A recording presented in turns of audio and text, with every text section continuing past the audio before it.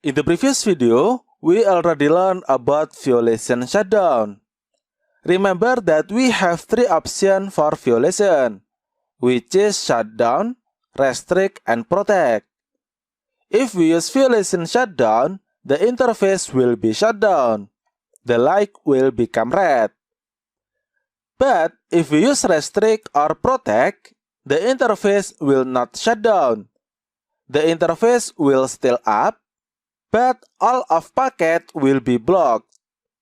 So, even the interface is up, but the hacker still cannot send any packet. Next, we will talk about the differences between restrict and protect. If we use restrict, the security violation count will be increased every time the violation is reached. But if we use protect, the security violation count will never increase. What does that mean? Let's go to the switch.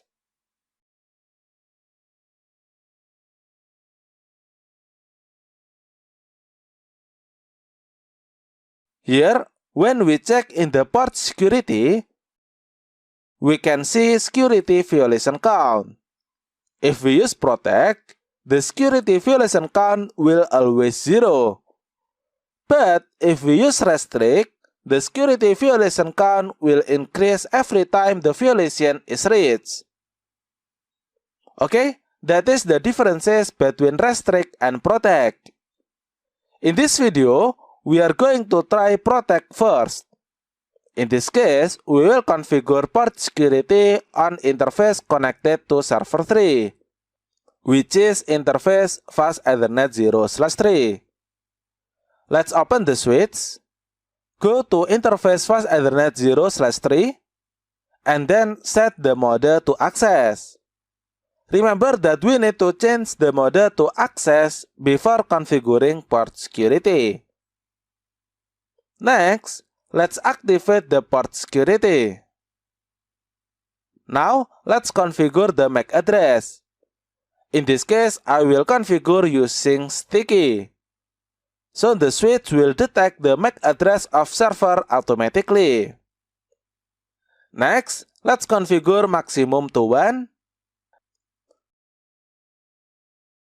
And then we will use violation protect. Let's check the configuration. To show port security interface fast Ethernet 0/3. Here we can see that port security is enabled. The status is secure up, violation mode protect, and if we see here, the sticky MAC address is still 0. This means that server 3 is not registered yet. Let's try to send packet from server 3. Let's check in the switch again. Okay, here we can see that now sticky MAC address is 1.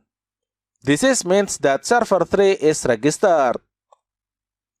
Now, let's try to move cable from server 3 to the hacker PC. Let's try ping from hacker to server 2. Here we can see that the result is failed, but the light is still orange. Let's click fast forward time.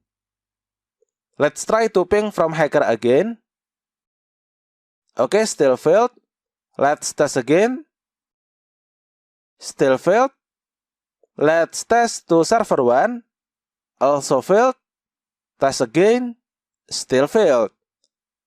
This means that the hacker cannot send any packet to anywhere.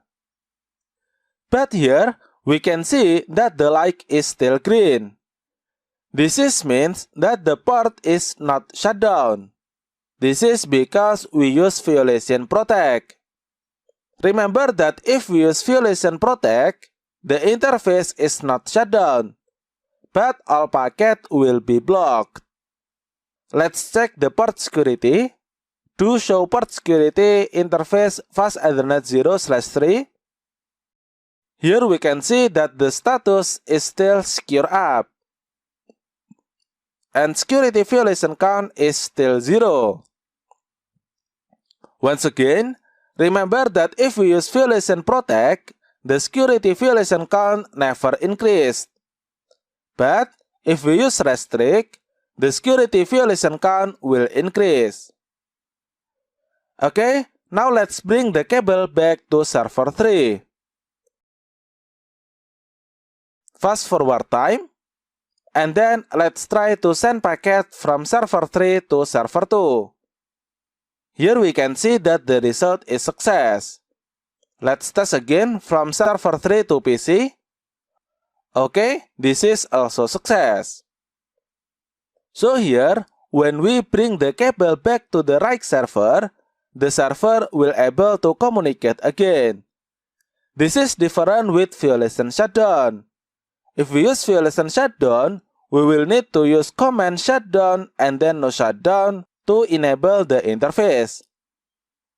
But if we use violation protect, the server will up without doing any additional configuration. Okay, I think enough for this video. In the next video, we are going to learn about violation restrict. Thank you for watching and see you on the next video.